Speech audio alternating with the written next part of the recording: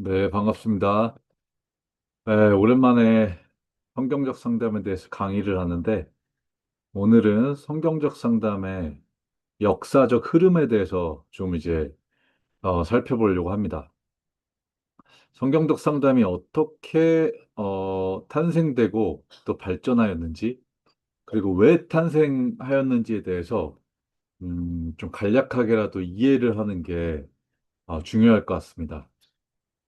우선 그 18세기 그리고 19세기 그 무렵에 이제 어떻게 보면 영국에서 청교도들이 종교적 이제 핍박을 받는 상황에서 플리머스호를 타고 미국으로 건너오게 되죠. 네, 청교도들은요, 지금 우리가 지금 뭐 이야기하는 심리 상담 이런 것들은 아니지만 신학에 근거한 상담을 매우 중요하게 생각을 했습니다. 상담이라고 부르진 않았지만 사역에서 그런 어떤 개인 사역이 포함되어 있던 거죠. 말씀에 근거한 신학적 그 고찰에 근거한 그런 어떤 대화와 인간 문제에 대한 접근, 해결 이런 부분들을 굉장히 신경 쓰고 많이 했고요. 책들도 굉장히 많이 저술했습니다.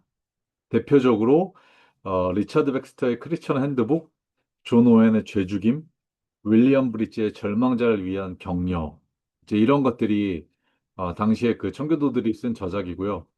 그 청교도의 후예들로는 조나단 에드워즈의 신앙 감정론, 아카보드 스펜서의 한 목사의 소고라는 그런 책들이 유명한 어떤 고전으로 남아 있죠.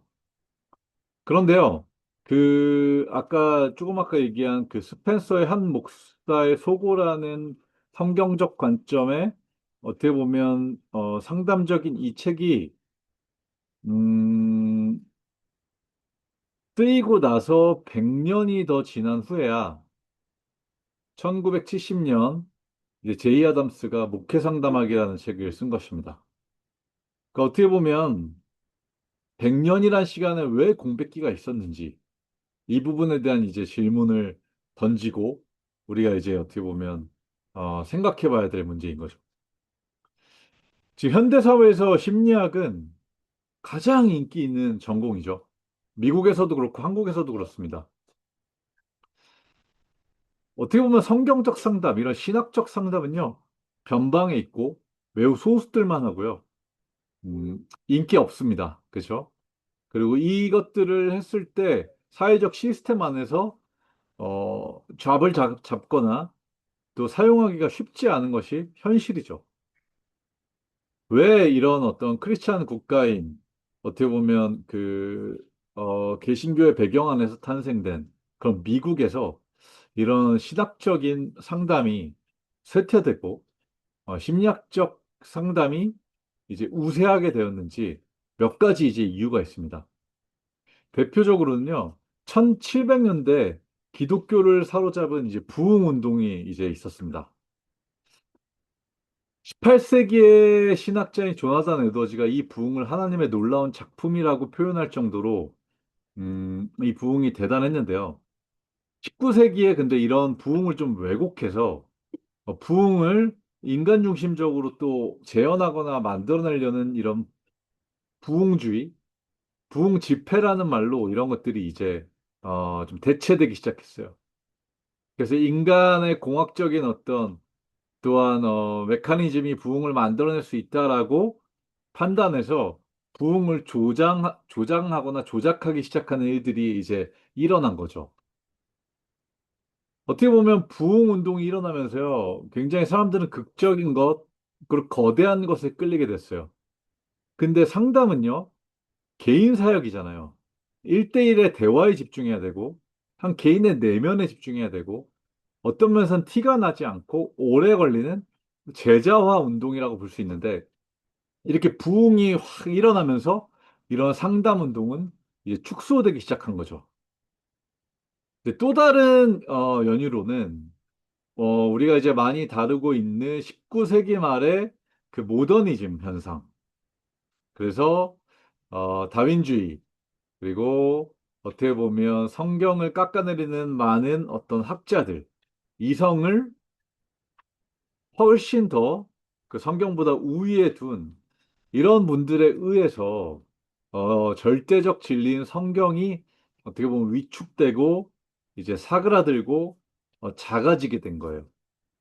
물론 프린스턴 신학파로 불리는 교회 지도자들이 뭐 우리가 이제 아는 근본이라는 어떤 소책자라든지 이제 이런 것들을 통해서 자유주의에 대항해서 신앙을 지키는 것에 굉장히 힘썼고 그 와중에 지금 여기 이제 화면에 보이는 이 학교죠.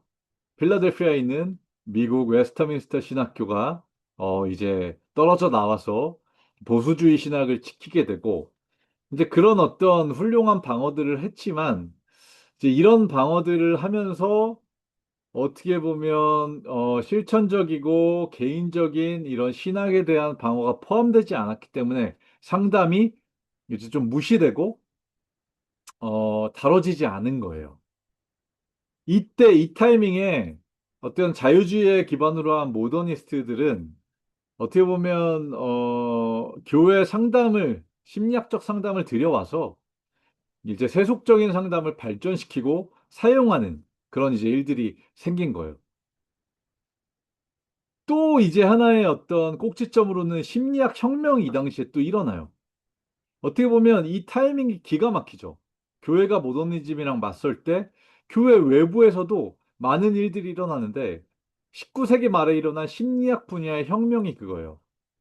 심리학 혁명에서 중요한 인물은 빌헬름 분투와 지그문트 프로이트입니다. 심리, 실험 심리학의 아버지로 불리는 이 분투는요, 최초의 실험실에서 심리학을 연구한 사람이에요. 생리 심리학을 연구했고요. 그래서 이 사람의 사상은 우리가 생각하고 느끼는 모든 것이 육체에서 기인한다는 이런 관점으로 생리학과 심리학을 연결시켜서 연구하여서 과학의 발전을 일으킨 인물로 꼽히는 이제 사람이에요.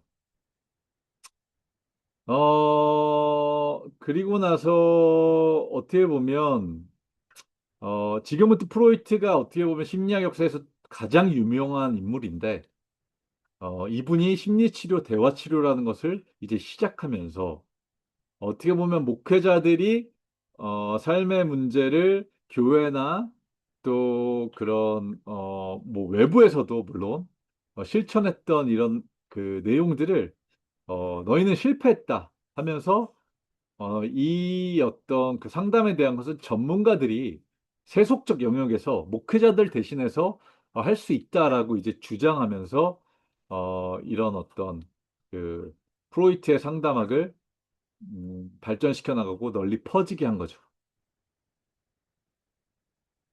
이런 이제 흐름 안에서 우리 어떤 신학적 심리학이 자리 잡을 수 없었고요.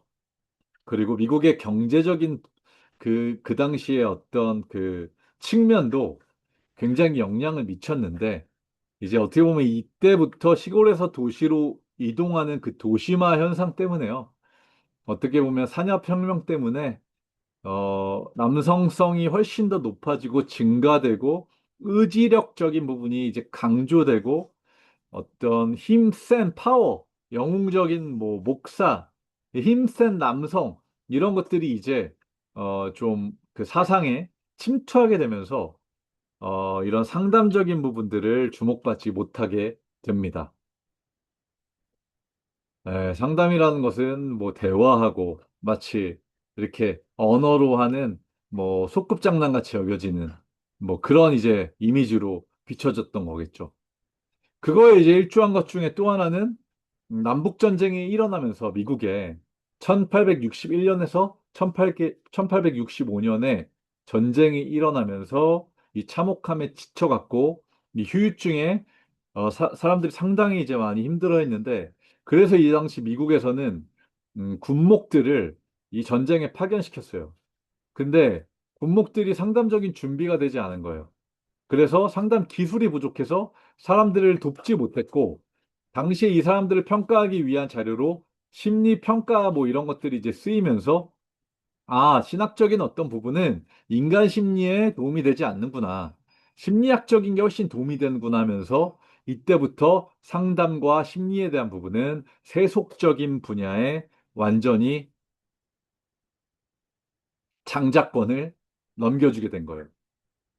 이렇게 어떻게 보면 100년이라는 시간 동안 완전히 신학적 상담은 쇠퇴하고 저물어 갔던 거죠. 그때 프로이트 이론과 인본주의 심리학은 떠오른 거예요. 그런데 놀랍게도 하나님이 이 성경적 상담, 신학적 상담의 어떤 그 불씨를 다시 타오르게 하셨는데 성경의 충분성에 대해서 이제 주장하는 제이 아담스라는 학자가 1960년대에 나타납니다. 이 당시 아까 얘기한 대로 자유주의 신학과 일반 심리학 이론이 막 혼합돼서 엄청나게 사람들한테 이제 쓰였고, 이런 통합주의적인 부분이 이제 적용이 됐는데요. 아담스는 성경의 충분성을 주장하면서, 그리고 성경적인 인간론을 주장하면서 성경과 성경적 상담이 일반 심리학에 비교할 수 없을 정도로 어, 효과적이고 또 사람에게 필요한 상담이라는 것을 주장하게 된 거죠. 당시에 이제 많은 사람들이 성경이 충분하지 않다라는 입장을 주장하였고 어떤 사람들은 성경을 단지 그냥 도구로만 사용하였기 때문에 제이담스가 성경이면 충분하다라는 이런 그 주장을 갖고 나온 것은 센세이셔널했고 어떻게 보면 복음주의, 이제 개혁주의 라인에서 굉장히 각광을 받았습니다. 그래서 제담스가 쓴 그 목회 상담학 강의, 제가 제 유튜브에 올려놓은 그 책이 이제 불티나게 팔리기 시작합니다.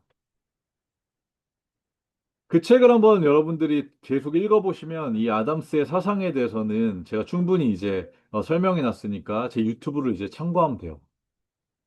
어떻게 보면 이런 식으로 아담스가 이제 나타나서 심리학에 대항하면서 자유주의 신학에 대항하면서 개혁주의 그리고 이제 복음주의 입장에서 이 성경적 상담을 뿌리내리게 하는 거예요. 그 이후에 1980년, 1990년대 아담스 이후에는 또 새로운 리더들이 나타나서 아담스의 그 후배들이 나타나서 CCF를 CCF라고 이제 그 웨스트민스터 옆에 있는 상담 센터가 있어요. 상담 재단이죠. 그 CCF를 출범하면서 아담스의 성경적 상담을 계속 보완하고 발전시킵니다. 그러한 인물들로 에드워드 웰치, 폴 트립, 데이비드 폴리슨이 있어요. 아담스는 어떻게 보면 심리학의 그 치열한 공격을 막아내고 또 성경적 상담을 이렇게 시스템화하고 세팅하고 발전시키는 그 초반부에 엄청난 역할을 했다면요. 이 2세대들은 이 성경적 상담을 다소 행동주의 경향이 보이는 이 성경적 상담을 마음의 이론으로 확장시켜서 동기, 욕구, 우상을 다루는 방법으로 발전시킵니다. 또한 지금 이 시대에는 성경적 상담이 계속해서 진보하고 있어서 이 변증학 영역이 우리 그 외민의 그 대표적인 그 변증학 영역이 이 성경적 상담 분야에 같이 쓰이면서 그 일반 어떤 상담론이나 심리학에 대해서 계속 어떻게 보면 분석하고 그것들을 다루면서 이걸 변증적으로 대조하면서 그 어떤 일반 심리학의 독소들을 걸러내고 또 어떤 면에서는 유용한 부분들을 재해석해내는 이런 작업들을 이제 하고 있어요. 물론 심리학에 대해서 특히 상담 심리학의 그런 철학과 인간론에 대해서 진화론적인 어떤 인간론과 또 인본주의적인 인간론을 따르는 것을 상당히 경계하지만 우리가 반심리학을 따르는 것은 아니고 어떤 상담 심리학이나 심리학에서의 그 체계들을 신중하고 면밀하게 분석하면서 성경을 정말 우위에 두고 이것들을 재평가하고 재해석하는 그런 역할들을 성경적 상담에선 하고 있다. 이것은 통합적인 입장과는 분명히 다르다. 예, 이 정도까지 이제 지금 발전해 온 성경적 상담의 역사입니다. 좀 짧고 빠르게 이렇게 설명을 드렸는데요. 제가 이거는 역사에 대해서 다루는 거기 때문에 뭐 제이 아담스나 2세대들의 상담학의 이론과 방법론에 대해서는 여기서는 자세히 다루진 않을 겁니다. 계속해서 올라오는 저희 유튜브 영상을 통해서 1세대 제이 아담스 그리고 2세대의 어떤 그 상담론 그리고 상담 방법론 이런 것들을 잘 배우시고 익히셔서 이 현대 사회에 변증적으로 적용하시는 여러분이 되시기를 바랍니다. 네. 이상으로 오늘 강의를 마치겠습니다. 감사합니다.